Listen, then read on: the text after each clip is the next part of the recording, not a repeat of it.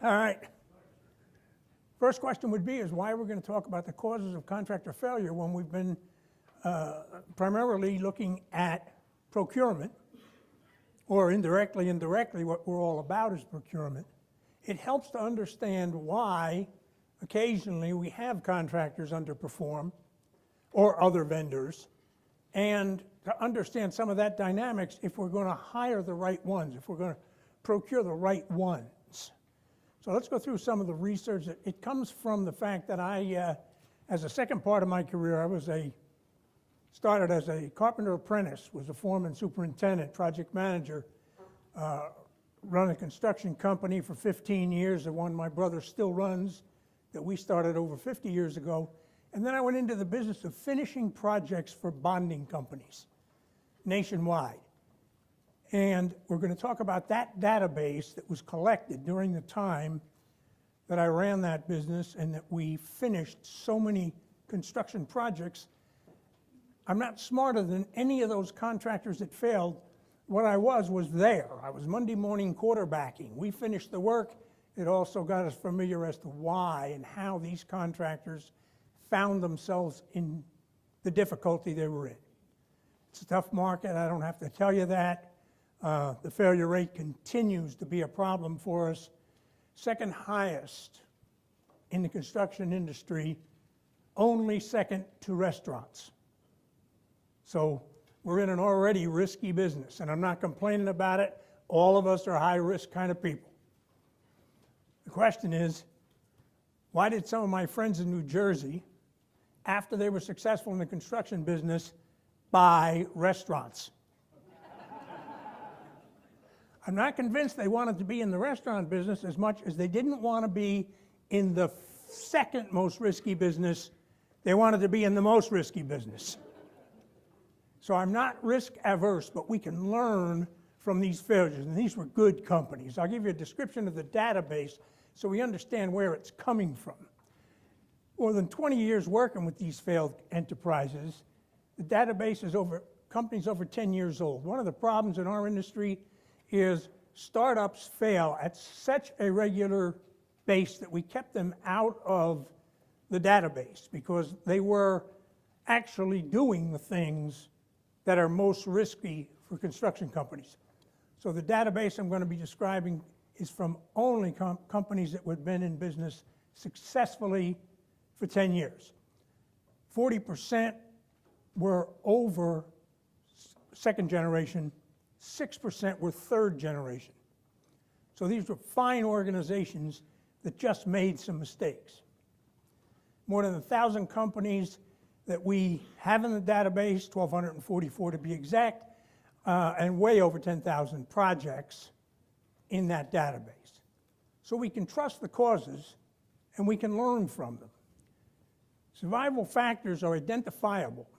There's 5 causes, period. There used to be 10. The first book I wrote on the subject 30 years ago had 10 causes. 5 of them have actually gone away. They're avoidable. This is what's fascinating, and that is that we don't have to do these things.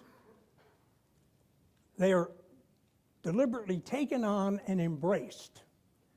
So when a contractor wants a job off you, or for those of us in the contracting business in the room, we want to just learn that from the other side. When they want a job off you, their experience, you may be doing them a favor not giving them the job. Because we tend to go ahead and attempt to grow in too fast a manner in the whole industry. It's almost a plague. And it takes place during profitable years. This is an interesting phenomenon in that the companies that made these mistakes that we're going to talk about, they were successful at the time. The taking on of a job way too big for us, or one we have no expertise in, no experience, in a different geographic area than we're used to. The day we take that job, we're celebrating it. We're glad to have it. It's only 6 months, a year, year and a half later that the impact, if that was a mistake, if that's not going to work out, hits our financial statement, hits and starts affecting our business. So the mistakes, the causes of business failure, happen during profitable years. So they need to be discovered or corrected or avoided during the procurement period, or not taken at all. Success does not imply future success. This is a nightmare for us in construction. The fact that we're going along 10, 15, 20 years successful in business does not mean next year we're going to be successful. It's a tough business. For those of us directly in it, you already know it. For those of us procuring a service, you've seen it. Success does not imply future success. In some industries, it does. To contrast it, to understand what I'm talking about, let's talk about McDonald's. McDonald's Corporation, many, many years ago, most people in the room won't even remember it, did not sell breakfast when they were first in business. They had over 8,000 stores at the time, decided to try looking at breakfast. Experimented with a few in various locations of various stores. The first year that they went into business, where every McDonald's enterprise sold breakfast, their sales went up in a single year 29%. And not coincidentally, their profits went up exactly 29%. Success causing future success. The fact that they were there and they just built on the same success. In the construction business, because our jobs are so often just one-off, almost always one-off, the fact that we've made money for 20 years does not imply that next year we'll make money. Matter of fact, we'll make money next year if we earn it. We can't rest. We can't relax about it. So those of us doing it and those of us procuring it are looking at a high-risk business. Why? 3 reasons. Slim margins. I don't have to tell you that. When my brother and I went in business in the 60s, the business I said he still runs, 2 dumb carpenters could make a good living in construction. How do I know that? Because we were. The percentages were so good. The industry was so easy. We marked everything up at least 10% or more, and if we were wrong by half, we still made 5%. The companies you're working with now and the companies representing contractors in the room, if you're making that much money, don't tell anybody, because they're going to be coming to your area to do what you're doing. The margins have structurally dropped over years to the point where the slim margins created the higher risk. Late information. It is so complicated to be dealing with so many vendors, so many subcontractors, to get so much paperwork in at once. Most of the time, we look at the end of a month and we have a report and it says you made this much money. It's guessing. We don't have all the information in time.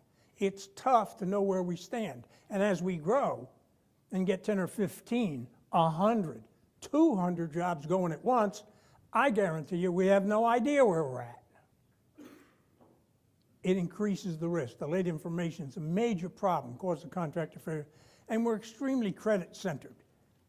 Most of us run on borrowed money for at least secured loans like equipment, for unsecured loans to handle the fact that late payment, generally 30, 60, 90 days after invoicing, so we're financing that, and for anybody that does any sizable work, bonding credit.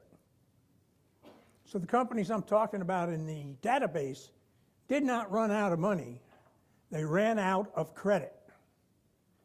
And that's why they failed. So we're extremely credit-centered to a fault. So we want to hire these companies. Jim Collins says, you remember him from Good to Great, companies do not fail because of what the world does to them, because of how the world changes around us. I've already talked about how margins have changed over time. The industry's gotten more complicated. He goes on to tell us they fail first and foremost because of what they do to themselves. Some of us could be, contractors like myself could have been helped if my bonding company, bank, or the person I wanted to work for said, no, you're not qualified for this job. I insisted I was.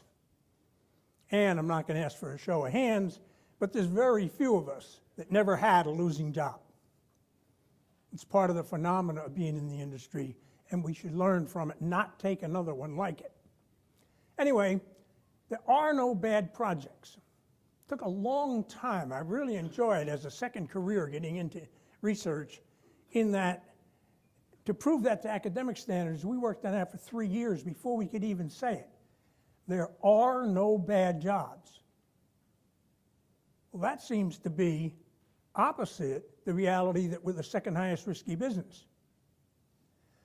No jobs in and of themselves are losers. None of them are negative in themselves. It's the wrong person doing them. The right match for every job gets done and gets done successfully and can be done at a profit.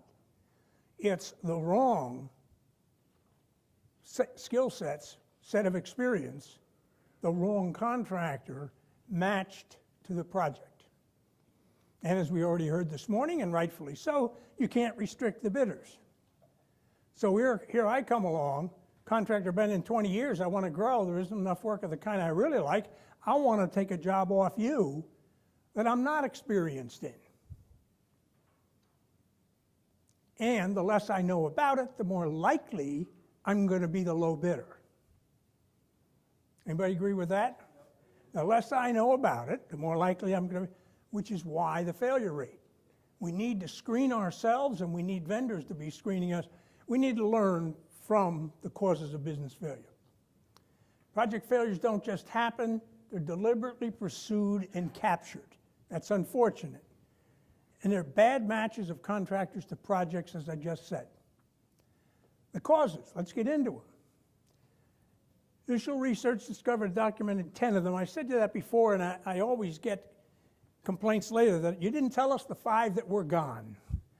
There were 5 experiential and 5 fiscal. The 5 fiscal have been eradicated by technology. That's fascinating because there's an entire book on the 10 common elements of business failure, and 5 of them have disappeared over 30 years. It's fascinating. Let's go through them real quick. Accounting systems. Before computers came into the world, our accounting was so complicated, there were companies that actually failed that had no idea they were in trouble simply because they didn't have an accounting system that worked. Evaluating contract profitability. Cost control is a nightmare. Any of you in the actual business, I can tell you that we can't keep track fast enough, and computers have eradicated that cause. Equipment cost control. There were untold number of large equipment-intensive contractors, primarily heavy highway contractors, that simply were not being reimbursed. They're not earning enough to justify the equipment they own. The real cost of equipment ownership is, quite frankly, a mystery. Billing procedures, or it used to be a mystery. Billing procedures were a nightmare. It was too hard to figure out the percent complete. There was too much argument over what it was, so we were putting in a lot of work that we not only didn't get paid for, we didn't even bill for. And there were some companies that actually cash flowed themselves out of business in that database of 1,200 companies. And the use and misuse of computers, the computers saved us long term, but early on, just attempting to switch from manual accounting systems, which is all we had, to computers was actually a challenge. And while that changeover was being made, we actually had companies failed simply from the attempt. They lost control of their data, which meant they could not produce a certified financial statement, which meant their bank and bonding company pulled away from them. So those are gone. There's chapters on them in the book, in each one of them, and they've been fixed. That's the good news. The experiential ones have not changed, and I doubt they're going to change over time, but in 30 years they have not. We're going to go through them one at a time. Change in size of project. I'm going to talk about some war stories of how these companies failed so that we can get a real feel for the dynamic that goes on within a company that measures its success or failure, so that we know how to attract the right companies and why a job for them might be a challenge. Now, the comment that you can't restrict bidders in the low bid system is pretty much factual. And the federal government, for the most part, supports it. We need to restrict bidders. We need to restrict them to the point that they're qualified and we're qualified. They should self-restrict. And in some cases, on bonded work, it's self-restricting in that they don't have the bonding capacity to do that size job. But if they do and it's the wrong job, it's a problem. I want to spend several examples on size of job, because if I can convince you that size of job is a real threat, then the other four experiential factors will be easy and we'll just breeze through them. Size of job. Let's take a contractor that was in the upper Midwest. The interstate system, this is going back quite a few years, was coming into his area. He basically was the biggest road builder or street builder for the state and highway in his general area, in his town. Here comes a section of the interstate, and he takes several interstate contracts. First time working for the federal government. Any of you who have never worked for the federal government, congratulations.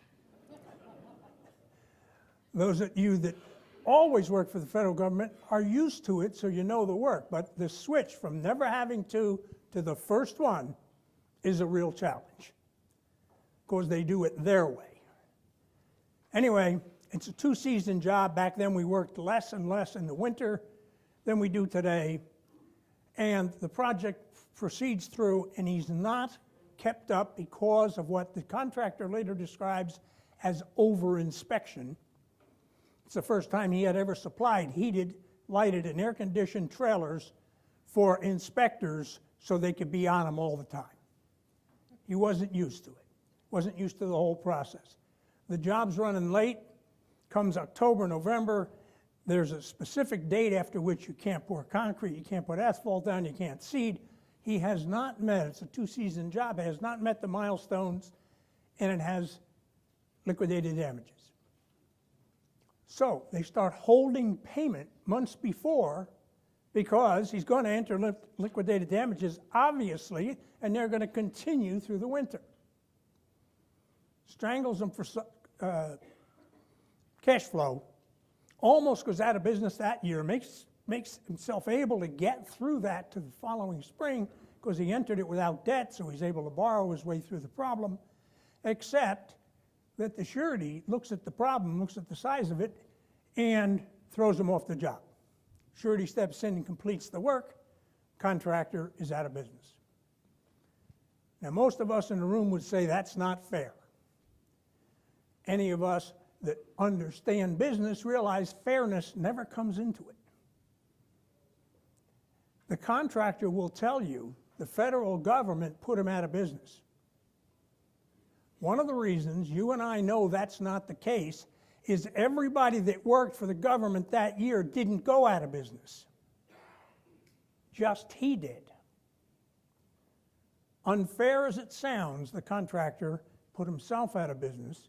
He was on a job that was much larger than he'd ever done before, and that particular job failed and brought him under. When we developed these causes of failure, this was in the company that I had nationwide that finished failed projects, and we finished that one, or all of his work.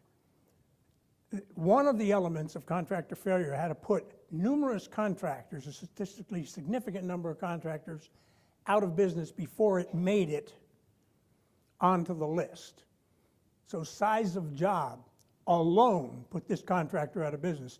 The reason I clarify that is many of the contractors in the 1244 database had several of these elements working. Change in geographic area, loss of key personnel, and the various ones we're about to talk about.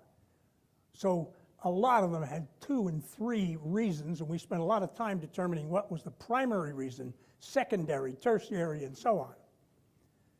So This contractor is out of business. If you listen to him, it's because of the government. If you look at it scientifically, it's because he took a job he was not capable of doing. Was he qualified to do the work? He could do the work. He couldn't do it under the circumstances of his contract specifications, inspections process. So he's not with us. Let's take another contractor that could do the work, but he couldn't estimate the work. This contractor worked in central Pennsylvania. He did sewage treatment plants, very small ones, a lot of additions, alterations, deep pumping stations. They actually had a motto within the company, the uglier the better. Really good company, second generation, and had a phenomenal other thing going for it. It had non-family management. It had been a family-held business. No one in the family wanted to take it over. They actually brought in and did a successful succession to non-family management, which is a phenomenon in its own. The failure rate, if you didn't know it, on succession in construction companies is 56%. I'd be very concerned about a company without a succession plan, particularly family businesses and closely held companies, which in the United States anyway, 97% are closely held of the number of construction companies. So anyway, the jobs they did, their history is interesting to us. In the past, prior to taking this one job, they had no job larger than $10 million. They had some 9s, 8s, a whole bunch of 4s and 3s. They took a $17 million project, except the second and third bidder were 22 and 23 million. So the surety naturally is concerned, sent us in to take a look at it. The numbers were all wrong. They thought they were ready for that because the only projects, when I said they had only done $10 million jobs, by that I mean they had bid, built, and collected for jobs $10 million. In between, when they took this $17 million job, or 22, depends on whose numbers you believe, they had taken a $13 and a $15 million job. Neither was completed, so that if you asked them, what size work do you do, they would have said, we do $13 and $15 million treatment plants. I already said they do $10 million, because the measurement is after completion, that I have bid it, built it, and collected for it. As they were taken over from the surety, we naturally had to finish the $13 and $15 million jobs, both of which lost money. They were able to complete them, I'm certain of that, because in a method we used called contractor takeover for sureties, we took them over, paid their bills, and let them finish the work, and they finished it. They just couldn't bid it. They could build it. They collected it. We collected it with them. They just couldn't bid it. Now, any of us here think if we do one size job, we can bid anything. Hey, it's only counting the units. It's counting the brick, counting the pipe. It's not. We can't get into detail. It's simply not. And they had not demonstrated that they could. Third one, contractor in Florida building condominiums. Built condominiums up to 12, 14 million. $22 million condominium comes into town. His chief estimator talks him into bidding it. They bid it. They get it. He's 4 or 5 months into the job. In the 5th month, he flies to Houston where the developer was. He hasn't been paid a dime. Yelling and screaming at the developer's office, wanting to get paid. Ends up, finish what he's saying, the developer's executive vice president, who happened to also be an attorney, said to him, let me tell you what I think I hear. It sounds to me like you're threatening to pull off this job. We've got a bond on it. If you pull off, we'll just finish it, so have at it. We're not as concerned about it. If you're going to finish this job, I suggest you get back to Florida and get it back on time because it's 13 days late on the schedule you gave us, and we've sold most of those units already. And lastly, I went by the accounting office on my way to this meeting, and your check's been already sent. He said, if they hadn't mailed it, I'd have brought it to you. It'll be there when you get back to Florida. Gets back to Florida, the check is there for the first payment. His office is also typing up the 6th month requisition. Continues to scream, borrows more money. At the end of the month, he's about to quit the job again. The check comes in for the 2nd month. And so on down the line. Finishes the work. I never would have gotten to see the other bids if it wasn't for the fact that there was lawsuits after, which in discovery I was able to look at the bid results.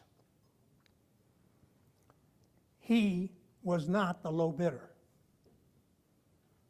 A Houston contractor was right close, and the developer in depositions finally, we learned that they had a big argument over why don't they go with the trusted guy, and they decided we'll go with the local guy because it makes more sense to have the local guy and we want this job on time. So they gave him the job, and he was not low. Finished it on time. Finished it on budget, and that is, he finished it on his own budget. He actually made bid profit, but was forced out of business for lack of cash flow. 5 months after the job was finished and occupied, he still hadn't received final payment. Now, again, no show of hands. We're going to decide whose fault this is. Some of us in the room are going to say, it's that developer's fault. The developer put the contractor out of business. And others of us are going to say, other people, third parties, don't put us out of business. We put ourselves out of business. Nobody forced them to bid the job. Nobody forced them to take the job. Fairness doesn't enter the picture. He took a job he couldn't get paid for. And some of us will say, well, how did he know? Well, he had never worked for that developer before. He could have checked, because it turns out that this developer, who develops nationwide, mostly condominiums, never pays anybody on time. You get the down payments for these condominiums. If you don't pay your contractor, you can end up almost cash flowing yourself, have other people build it, and then sell them out. Doesn't matter what his process was, the contractor could have found that out. I found it out, because as soon as we got the case, we checked on it. So the exposures. Now, why am I going 3 over the size of job? We all have a mix of jobs. All of us contractors in the room, of all of you who buy from contractors, the contractors have what I call service mix. Okay, we have little jobs. All of us have little jobs. I'm going to put a scale up here. Bunch of little jobs on the bottom. Some of us call it nuisance work, right? They're a pain. Lots of them, but not a lot of money. But the highest profit as a percent of sales, not in dollars, because there aren't enough of them, are little jobs. Walk-in work. They pay the rent. Then we have our middle-sized jobs. What are middle-sized? The reason I'm not putting dollars on it, because it doesn't matter if it's $1 million contract or a $10 million contractor or a $100 million, they fit in this mix. Small compared to what I take, medium to what I take, big for me. The medium-sized jobs, by definition, not dollars, are those that anybody in the company can estimate. They're what we do every day. Some of us would say they're our meat. And any project manager we have or superintendent can go on any one of the jobs. They're what we do. Then, with that mix, we also have, I got to back over here to my scale that you've been watching, goes from here to here, In the top, we have 4 or 5 of these big jobs, big for us. They're the largest we take. How can I define them? We're really careful trying to estimate it. We stay up all night the night before that bid. And we've already decided who's the project manager and who's the superintendent going to be, because not everybody in the company can build this job. We're afraid of it, nervous about it. And we land them, we need them. These big jobs, as a percent of sales, make less than the mid-sized jobs.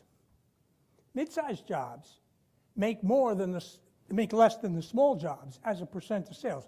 But we need the dollars, and we need the big job simply for stability, for some place to run the others, to hit critical mass, if you will.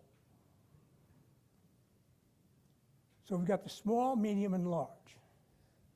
Then all of a sudden, these 3 contractors I just described, they take a job up here. Right? I need a stepladder to show you the size of the job. It's twice the size they ever took. Let's measure risk. The small jobs, how much risk to us? Combined risk of ability to finish them at a profit and collect for them, price them out, and the likelihood that one or more will fail on us. Very little. And if one of these little ones goes bad and it costs us money, what does it do to our financial statement? Absolutely nothing. It's just not enough money to matter. Now the mid-size, one of these jobs goes bad on me. Most of them don't, because I'm really good at these. These are my meat. But I have bad luck and one of them goes bad. Something goes wrong. What's it going to do to my financial statement? It's going to have some minimal impact, but I'm going to survive it. May not even notice it if it's a good year. Now, one of these big ones goes bad on me. In fact, I'll give you a better challenge. It doesn't lose money. It just doesn't make money. It breaks even. All right? We're back on the scale. It's one of the biggest. It breaks even. No contribution to overhead. No profit. I feel this job. It hits my financial statement. It wasn't going to make that much money anyway, but it was going to contribute to overhead. So now I've got one of my largest jobs that failed, and it loses money. I'm gagging from it, right? I'm dying. I got to go to the bank and explain this. The bonding company's on the phone. It's a problem. But suppose that job that I need a stepladder for goes bad. What happens then? It can wipe out all of my income. 10 minutes? Good. 10 minutes is just enough time, because this is the killer. And if we believe in the size of project having potentially a huge effect on us, then we'll understand why these other causes are there. Change in geographic area. Why does it matter that a contractor is working in an area they never worked in before? Because they do the work differently in different areas of the country. I noticed that the picture in Canada didn't show any snow. Those of us who work in Arizona should not bid in areas where there's snow, unless we're used to it. Change in geographic area changes the risk. These are an area, order of popularity. Size of work hurt the most companies. Change in geographic area hurt the second most companies. Change in type of work. Contractors change subtly the work they do from change in type of owner change in sophisticated level of the work, right? I've made my whole living on building warehouses and strip shopping centers, and I take a hospital. It's not the same. I call myself a building contractor. It's not every building, certain kinds of buildings. And the subcontractor is the same way. There's subtle changes, there's things we're expert in, and there's others that seem like the same work, but there's a different level of risk. Changing key personnel. One of the few businesses in which a handful of people can be running a $100 million organization, key people. And when one's gone, the business has changed. That handful of people is a team, and when one is missing, that team has never produced a job at a profit. It's new, succession failure rate, talked about it earlier. And change in managerial maturity, it was the last. We had to put it in there because a lot of big companies failed after they were in business for a long time and got lazy. They didn't have the managerial maturity to watch it close enough. Right? If you read the papers at all, we just saw one of our biggest ones in the UK. I mean, you talk about a sad case. 6 months before, they had issued a dividend. And whether that was deliberate or not, 6 months later, they're almost $1 billion in the red. Dangerous business, hard to do. It takes a senior level of managerial maturity to do it. Anyway, it's all a matter of risk. How much risk to embrace? And we don't want to compound risk. That is, we don't want to take 2 or 3 at the same time. If I had time, I'd go through Russian construction roulette with you. And that is, you take a revolver, a 6-shooter, and for each one you do, you put a bullet in the cylinder. Till eventually the gun is almost full and you're still taking the risk. And I'm going to skip the game. There's a website that we, myself and Simplar, have that you can ask questions on, because we're not going to have too much time for it. But I want to tie it back to this size of job. If I were selecting someone for a key job for myself that I wanted on time and on budget, I'm going to go back to this scale here. Which size job for this contractor would I want my job to fit in? Do I want it to be one of his smallest, one of his largest, or one of the mid-size? It's all a matter of risk, but the risk goes up.